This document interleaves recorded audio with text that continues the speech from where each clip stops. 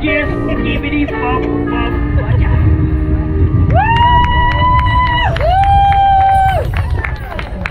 Captain, your transformation has been remarkable.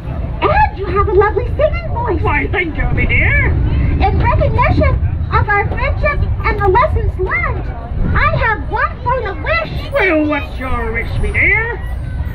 Captain Barnaclebeard, it is time for me to go on my way. I must make other people happy just as I have made you. I wish for you to return me to my bottle.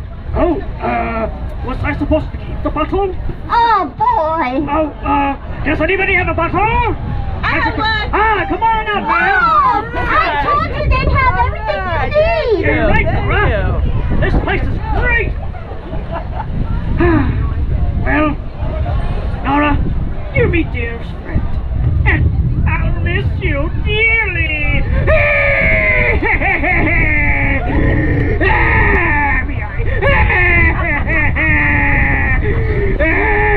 Aw, don't worry, Captain. As long as you continue sharing your stories, we will always be in the hearts and minds of those who listen. And if you whisper a story to the night sky, I will hear it. Goodbye, Nora. I love ye. And I love you, Captain Barnaclebeard. And the audience said, Aww.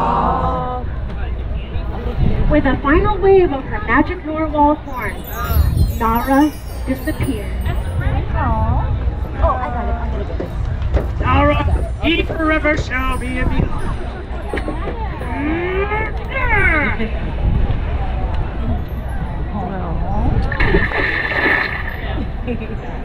From that day forward, Captain Barnaclebeard shared his stories with the people of the island.